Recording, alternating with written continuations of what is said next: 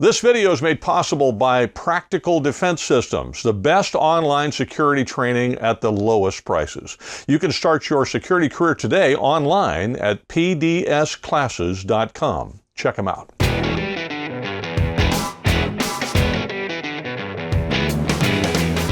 Hi, I'm Joel Persinger. I'm the Gun Guy. Thank you very much for all of your support of GunGuyTV. I'm super grateful for everything that you do. I do urge you to check us out on these alternative places because sometimes YouTube throws us under the bus. And you might also check out the GunGuyTV Firearms podcast. It's an audio podcast that comes out every month, and it's available on your favorite podcast player. Lastly, please do check out GunGuyTV Crew. We're on Locals, and it is a great place for you to go find content that is exclusive to only members of the crew, and you can't find that content anywhere else. So check it out. There is a link in the description. Now, I'm going to talk with Rick Travis about the Duncan v. Becerra case that we got a decision from the Ninth Circuit Court about today. And before you even listen to what Rick says, before I take you any farther, I want to just make sure that I clear this one thing up because people are freaking out about this decision. I totally get it. It was expected. What the court did is exactly what everybody expected them to do. The fight's not over. You don't have to go out and dig a hole and bury your magazines in the yard if you're in the state of California or something like that. Just hang in there. It's not as bad as it seems. The fight continues. Okay, so just know that it's not a done deal. The decision from the Ninth Circuit en banc is a done deal, but that doesn't mean it's done. We're going to take this thing all the way to the Supreme Court. And the Ninth Circuit overturning the three-judge panel was expected. It's not a shock. All right, let's go talk to Rick. Rick, thank you very much for joining me on the show. I appreciate it and appreciate your patience with all the technological nonsense we had. I'm not going to explain that, so if you're watching, don't worry. But we did have a lot of it. We finally got it to work. I finally got Rick here. We're going to talk about Duncan v. Becerra because the Ninth Circuit threw us under the bus today, but I don't think that's the end. So what exactly happened? So as we all remember, we had Judge Benitez in the original hearing rule in favor of the CRPA and Virginia Duncan et al. There's a group of people that were listed as plaintiffs. And we received a ruling that we knew in CRPA, which was we're all allowed to have standard capacity magazines. The state of California's argument is nothing over 10 rounds, just to clarify that. That led to what was known as Freedom Week, where people got to go buy magazines that were standard. And then afterwards, of course, we knew the state would say no. So that went to the Ninth Circuit. We had three-judge panel, and on a 2-1 decision, they said, no, Judge Benitez was right. It's unconstitutional. You can't do that. Now, had the state left it at that level, we could all go out and buy magazines, but Judge Benitez correctly put a stay on his own order, allowing us after that week to go buy things pending the outcome of the court.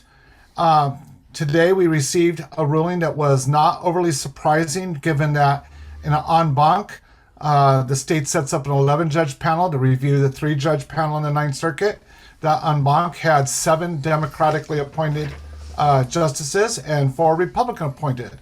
And the split pretty much went down party lines, which is not supposed to happen in a court, but did.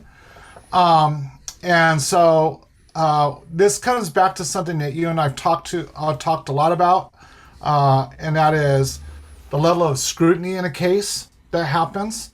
And so the level of scrutiny was a much lower one than what was used by the 3-judge panel, which allowed the state's case to prevail. And so at this point, California Rifle Pistol Association is filing a motion to stay the issue mandate and keep the status quo in place, so nothing will change for the gun owner. Nothing is different right now at this moment as we're talking or tomorrow than it has been for over a year.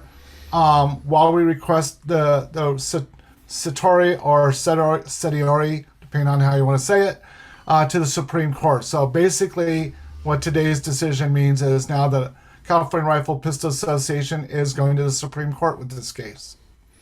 Well, and this was, I sat down because I had the time to read the decision today, which I found very interesting because it does look as if the Chief Justice of the Ninth Circuit didn't like the decision of the 3-judge panel, and so did this for the opportunity to put his thumb on the scale and make it come out the way he wanted it to come out, because their reasoning using their 2-step process makes absolutely no sense. In fact, one of the justices that dissented called the court out on that rather blatantly, and one of the concurring justices didn't like that very much. So it was kind of an interesting little bit of drama in that thing. I suspect that given the makeup of the Supreme Court, if they take the case, that we would win. My question is, we're going to get a decision on the New York case probably in June, if not before, but more than likely around June. Correct. And if the Supreme Court then addresses this judicial balancing test nonsense, does that give us an opportunity then to go back and attack this thing again at the Ninth Circuit, or does it have to go to the Supreme Court? We have to go to the Supreme Court. So we would have to start all over. If the Supreme Court doesn't hear it, then we have to start all over again with a different case to litigate the same issue again. Correct. Yeah, so hopefully it goes to the Supreme Court. What do you think the odds are? I think they're very high. I think the Supreme Court was looking for a case such as the New York one. I know there's a lot of pundits on both sides of this equation. There's people like Chuck Michel, who is the president of CRPA, and it's his law firm that is in charge of this case right now, the Duncan v. Becerra, or Bonta now, since he's in there. Chuck's attitude, and I tend to agree with him on this, not because he's the boss, but I, like everybody else, I'm exposed to this almost on a daily basis. I think they're literally going to come down with something on scrutiny of how we look at the Constitution, under what level, because to not do it just means to have, recycle case after case after case, because, if you happen to be in a more conservative district, then you're going to get this kind of scrutiny. And if you're going to be in a more liberal, you're going to get this kind of scrutiny, because, it's scrutiny just comes down to, in lay terms, Joel, to how we decide we're going to listen to a debate and make a decision. And, you and I could say, well, everything's in play. Well, then you can bring Mickey Mouse in, and if I like Mickey Mouse that day, then Mickey Mouse wins, But if you say, no, this is the level, and it's very tight, and it's very well defined, then you don't get to play outside that box. And, what we're looking is for a constitutionally level of scrutiny, which is going to be, this is what the Constitution says, this is what it means.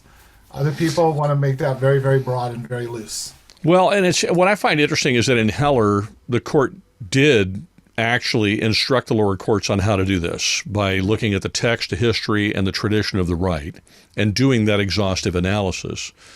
But even in this decision, the Ninth Circuit wrote that the justices of the Supreme Court had not given them clear direction on how to settle these things. So it's a very interesting.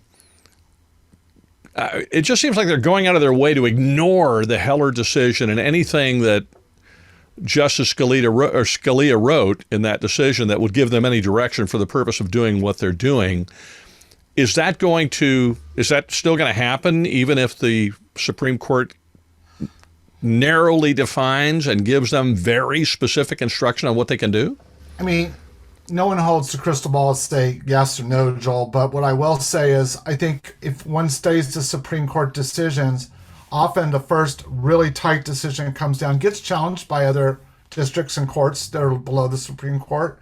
But when the Supreme Court reaffirms a couple of times, no, that's the rule, that's the way this will be done, then they just quit doing it because it costs both sides too much money and too much time. So, I'm hoping with the justices that have been appointed over the past few years that we're going to come out with a very favorable, very tight scrutiny level. CRPA's got several cases waiting to go in front of the Supremes pending the outcome. Now that our cases have stopped, they've just all been in a holding pattern because the Supreme Court said, let us do this case, which is the New York case, first, and then we'll go to the next set of cases. So, yeah, it's basically we're filed, like I said, the motion to keep everything at the status quo and to go to the Supreme Court, and now we're in the holding pattern. So I want to talk about that status quo in a second. We'll kind of circle back to that. But before we do, we have a number of cases in California sitting at the Ninth Circuit right now, just kind of sitting there. Don't we? Yes. And this was one of them. Correct. And so there was this prognostication or, bandying back and forth as to why. Why are they sitting on them? Part of the argument was, well, maybe they're sitting on them waiting for the Supreme Court to rule in the New York case so they know what to do with them. Or maybe they're sitting on them for some other reason, who knows? But they decided suddenly not to sit on this one anymore. Are we expecting them then to go through the litany of cases we have before the Ninth Circuit and actually render decisions on them? Or you think they're going to sit on them? I think part of this is going to be politics. I think a little bit of this is kabuki theater because, look, if you ask anybody on our side, it doesn't matter if it's a Rhodey case, any case that's been in our favor, will they push it to an en banc? Well, yeah, if they want to make a political statement, they're going to do that because it doesn't cost them really anything. It costs our side, since we're but it doesn't cost the state really any money. So it does the taxpayer. But so, yeah, they might do that. They might just keep it in the holding pattern. I think a lot of this sometimes comes suspicious by what's going on politically in the rest of the country. Obviously, the Biden administration has influence because they're being very overt on numerous issues with the Supreme Court. In fact, in recent memory, I haven't seen a presidency be quite so overt in their commentary on the Supreme Court. Usually people follow the Constitution and realize that part is not to be influenced by the executive branch of government, let alone the legislative branch. Well, I think this particular administration has broken an awful lot of rules and set a lot of nasty precedents in that area, and not just in that area, but in other areas. They tend to go in directions that traditionally presidents and their administrations have been loath to do. So that doesn't surprise me at all. All right, going back to the status quo. Up until now, my understanding is that law enforcement has not been enforcing this because it was too confusing and too difficult, and it was pretty much on a path to be decided later on. So you're talking about maintaining the status quo. Can you describe to me what that exactly means for the average gun owner who may have already magazines that hold more than 10 rounds? So for the average gun owner who either had magazines that were considered standard capacity, meaning more than 10 rounds, prior to the ruling or Freedom Week or during Freedom Week, if you acquired them, you're allowed to have them, you're allowed to use them. Many jurisdictions, when it comes to like your concealed carry permit, I know in Orange County, you're still allowed to have greater than 10 rounds inside your CCW authorized firearm. So none of that changes with us filing the motion to keep everything at the status quo while we go to the Supreme Court. So once we get to the Supreme Court, obviously if the decision is we win, then that's the law of the land. And if it isn't, then at that point, there will probably be a point of time where people will have to decide if they're selling those magazines or removing those magazines or what they're doing with them and how that's going to be worked out. But we're not looking for that to happen. We're looking for a positive outcome at the Supreme Court. Well, and if the Supreme Court doesn't take the case, then does it stays what it is? Or is that, what if you ask for the Supreme Court to listen to it and they don't? What happens then to the average gun owner? We have to refile another case to try to defend people's rights here in California. But in the meantime, are those magazines that were grandfathered in still legal or we don't know? They would be. So we don't really know yet because we're going to have to wait to see how the court handles that. And Supreme Court could say no to the case, and there's a lot of things that could happen that no one wants to speculate on right now. But to answer the question directly, has anything changed from the average gun owner today? No. Is it going to change between now and the Supreme Court listening to it? No. Okay, you say that, but I just want to make sure we're super clear about it because obviously gun owners get worried about this stuff, and I hear about it, and I know you do too. So let's say I'm the average gun owner and I have magazines that hold more than 10 rounds. And in reality, I am the average gun owner and I do have magazines that hold more than 10 rounds because I purchased them before the ban and then I bought some during Freedom Week. So right now, the court has just ruled against us here in California with regard to the legality of those. Right. You've said that you've now, the lawyers for Chuck's firm and CRPA have now put forward a motion to have that decision stayed that was just issued by the Ninth Circuit so that you can appeal to the Supreme Court. Is that something that has to be done by the court? I mean, how does that work? Are we in the sort of a limbo right now? No, so go back to Judge Benitez. Okay. When Judge Benitez first put it in, he gave us the Freedom Week, which was brilliant. And he said at the end of Freedom Week, that order that you could buy whatever you wanted to buy is stayed until the final outcome all the way up the line to the Supreme Court. What we're doing is saying, yes, we're keeping that status quo because we're going to the Supreme Court. We have a fixed amount of time to say we're not going to accept the en banc, which we're not going to accept the en banc. And so that's why nothing changes. It doesn't change because of Benitez. Had Benitez not done what he did, it would have potentially changed. So in other words, we're not waiting. So it's not up to the Ninth Circuit to decide whether the status quo remains. It's simply a part of the process. If CRPA then wants to take it to the Supreme Court, then Judge Benitez's order still stays the decision, and we're still in good shape. Right. Okay. Forgive me. Not being an attorney. I get lost in the weeds here. I really do. Right, and that's one of the things that I try to tell people. If we didn't do our job, because, there's always people that say you guys don't do anything. If we didn't file this motion and we just let the case die here, then yes, everything would go the way gun owners don't want it to go. Okay, well, I'm glad that we are. Now, this is a lot of money. Who's paying for this? CRPA and the CRPA Foundation with the money from donors, the people that donate. So if you have not donated and you would like to keep your high capacity magazines, which we don't, they're actually not high capacity, they're standard capacity magazines. The other ones are what I quaintly call neutered magazines. So if you want to get stuck with neutered magazines, don't contribute and don't help. But if you'd actually like to have regular magazines like the rest of the country, then you might want to contribute to CRPA. That would be helpful, and they will put that money toward the lawsuit. Now, how do they, if somebody wanted to donate can they donate specifically to that lawsuit? Yes, they can donate specifically. They can call into the office at 714-992-2772 and say, I want to donate to keep the Duncan v. Becerra case going, or to the litigation fund. Or they can go ahead and do that online through our webpage at crpa.org. Either of those work.